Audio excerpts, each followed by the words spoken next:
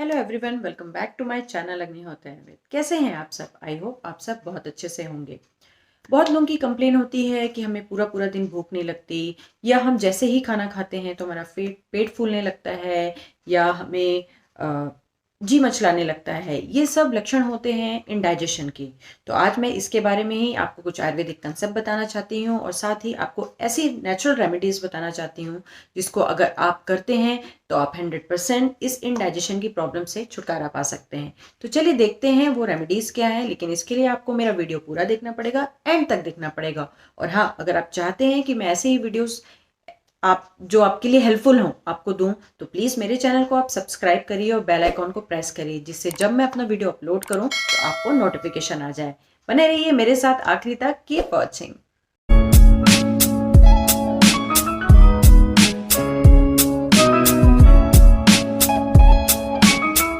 Indigestion indigestion इतना vast word है जिसको हम एक्सप्लेन नहीं कर सकते, लेकिन अगर हम चाहें उसको शॉर्ट में एक्सप्लेन करना तो हम ये बोल सकते हैं कि किसी भी तरह का discomfort in our belly after the consumption of food, like bloating, nausea, heartburn, उसको हम इंडाइजेशन कहते हैं। हमारे आयुर्वेद के अनुसार जो इंडाइजेशन होता है उसका कारण होता है अग्नि की दुष्टि, और ये अग्नि की दुष्टि जो हमारे खाने पचाने में हमें हेल्प करती है वो होती है त्रिदोष की असामावस्था के कारण।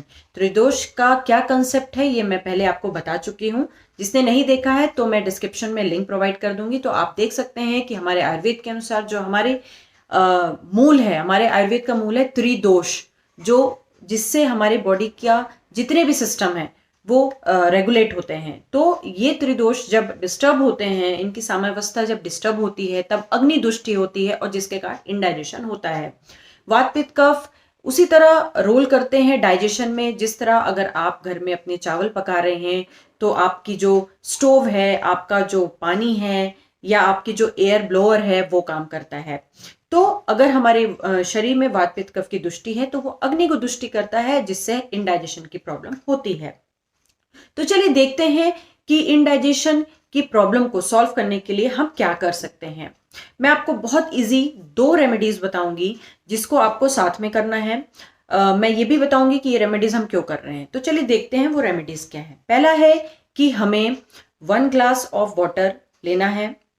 उसमें हमें 4 आलू बुखारा जो ड्राई प्लम्स होते हैं, ये आपको मार्केट में मिल जाएंगे, किसी भी आयुर्वेदिक शॉप में भी आपको मिल जाएंगे।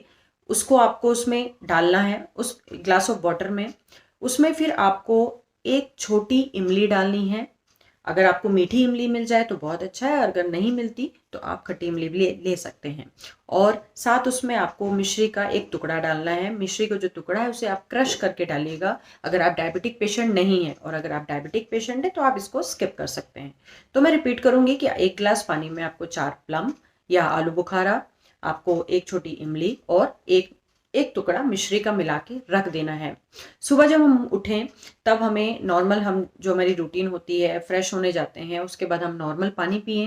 नॉर्मल पानी पीने के बाद हम ये जो पानी है जिसमें हमने सोक किया था इन तीनों चीज़ों को, उसको पिए। और उसके बाद जो 4 आलू बुखारा हैं, एक इमली है और मिश्री है, मिश्री तो घुल जाएगी, ये जो 2 चीज़ है उसको हम चबा चबा के खा लें। इसको अगर आप 10-15 दिन करते हैं तो आपकी जो इंडाइजेशन की प्रॉब्लम है वो ठीक होगी। ये जो मैंने आपको रेमेडी बताई ये इसलिए है कि कभी कभी जो इंडाइजेशन का कारण होता है वो होता है लीवर में गर्मी बढ़ जाना, या हम कह सकते हैं हमारी जो अग्नि है, या हमारा जो लीवर बाइल फॉर्म करता है उसका बढ़ जाना, जिसके कारण आपको इंडाइजेशन साथ में जॉन्डिस जैसी प्रॉब्लम भी होती है। तो ये आपकी ज़रूर इससे ठीक होगी। अगर आपको लगता है कि इस रेमेडी को 10-15 दिन करने के बाद भी आपको थोड़ी प्रॉब्लम रह गई है इंडाइजेशन की, वैसे होगी नहीं, अगर होती है इन केस, तो मैं आपको एक आयुर्वेदिक टैबलेट बताना चाहूँगी। ये ISI मार्क्ड है।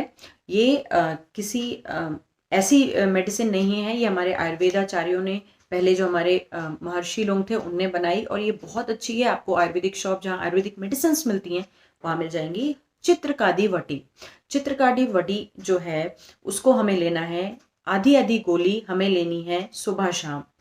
लेकिन आप चाहें तो जब हम लंच करते हैं, याद रखिएगा, हमें ब्रेकफास्ट और डिनर के साथ नहीं, हमें लंच के साथ एक गोली खाने के बीच में लेनी है। मतलब कि अगर आप 2 रोटी खाते हैं तो आप एक रोटी के बाद एक गोली पानी से चबा के लीजिए और दूसरी रोटी खाइए।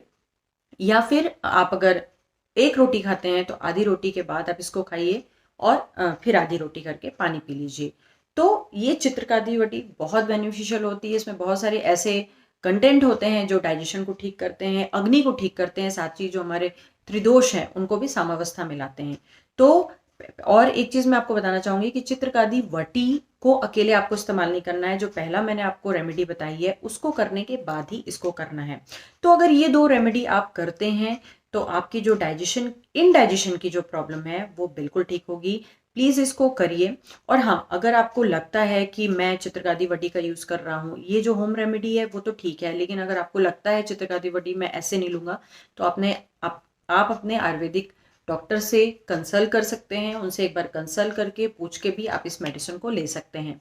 आई होप मैंने ये जो 2 रेमेडीज आपको बताई हैं ये आपके लिए 100% हेल्पफुल होगी, क्योंकि आज की जो हमारी लाइफस्टाइल हो गई है उसमें इनडाइजेशन भी एक बहुत बड़ा कारण है। किसी को कॉन्स्टिपेशन है तो किसी को लूज मोशन है, किसी को ब्लॉटिंग होने लगती है, किसी को नौशिया होने लगता है। ये सब प्रॉब्लम से ये हमको ठीक करेगा, लेकिन हमें अपनी लाइफस्टाइल, हमारी डाइट, साथ में एक्सरसाइज भी हमें करके रखनी चाहिए। इसको भी अगर हम सुधारेंगे तभी कोई भी मेडिसिन काम करेगी। क्योंकि अगर आप मेडिसिन खाते जा रहे हैं और परहेज नहीं करेंगे, अपनी लाइफस्टाइल नहीं सुधारेंगे, तो कोई भी मेडिसिन आपके लिए हेल्पफुल नहीं होगी। तो पहले अपनी लाइफस्टाइल सुधारिए, फिजिकल एक्सरसाइज करिए, वर्कआउट करिए, तब आपको ये अगर आप लेते हैं तो आपको ज़रूर ये हेल्पफुल होगी। तो आई होप मैंने ये जो 2 चीज़ बताई है बहुत शॉर्ट में बताई है, लेकिन आपके लिए हेल्पफुल होगी। इसको आप करिए और प्लीज़ मुझे अपना फीडबैक दीजिए कि जो मैंने आपको ये 2 रेमेडीज़ बताई है ये आपके लिए हेल्पफुल है कि नहीं।